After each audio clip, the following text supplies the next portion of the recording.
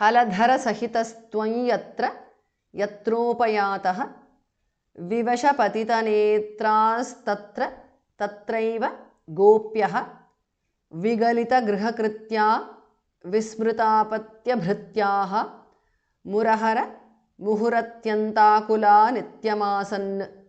Haladhara is a compound word. Dhas mahapranah. Visarga changes to su there. Tvam. Haladhara sahitastvam because of sandhi. Yatra. Tvam yatra because of sandhi. Anuswara changes to the nasal of ya. Yatra. Upayataha.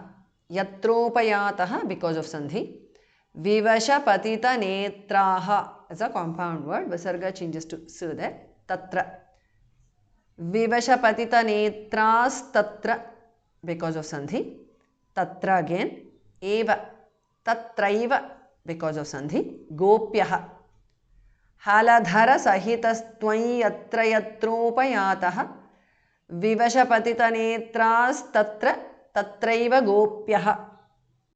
Vigalita grihakrityaha is a compound word.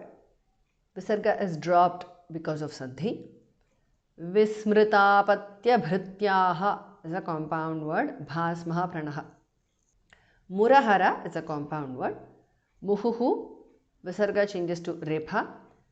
Atyantakulaha is a compound word. Atyanta akulaha.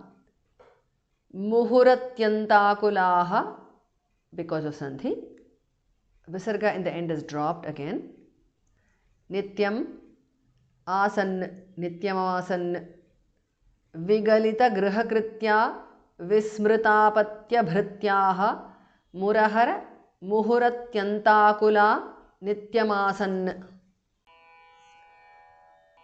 Haladhara sahitastwai yatra yatropayataha, Vivashapatita netras tatra tatraiva gopyaha. Vigalita grihakritya vismritapatyabhrityaha Murahara muhuratyantakula nityamasan. Pratinava navanitam gopika dattamicchan Kalapadam upagayan Komalang kwapi nrityan Sadaya yuvati lokair arpitam Sarpirashnan Kwachana Navavipakwan dugdhamapyapi vastvam. Pratinava navanitam is a compound word. Gopika dattam is a compound word. Pratinava navanitam gopika dattam because of sandhi. Anuswara changes to nga there. Icchan chas mahapranah. Gopika dattam icchan. Kalapadam is a compound word. Upagayan. Kalapadam upagayan. Komalam kwapi. Komalang kwapi because of sandhi. Anuswara changes to nga there. Nrityan. Pratinava navanitam gopika dattamicchan. Kalapadam upagayan. Komalang kwapi nrityan. Sadaya yuvati lokaihi is a compound word. Visarga changes to repha. Arpitam. Sadaya yuvati lokair arpitam because of sandhi.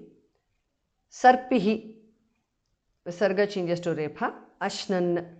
Sarpirashnan because of sandhi. Kwachana. Navavipakvam is a compound word.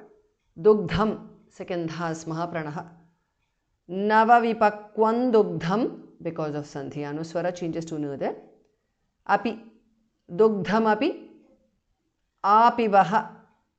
Dugdhamapyapivaha because of sandhi. Visarga changes to su there. Tvam. Dugdhamapyapivastvam because of sandhi. Sadaya yuvati lokair arpitam sarpirashnan kwachana navavipakwan dugdhamapyapivastvam. Pratinava navanitam gopika dattamicchan Kalapadam upagayan komalang kwapi nrityan Sadaya yuvati lokair arpitam sarpirashnan Kwachana navavipakwan dugdhamapyapi vastvam.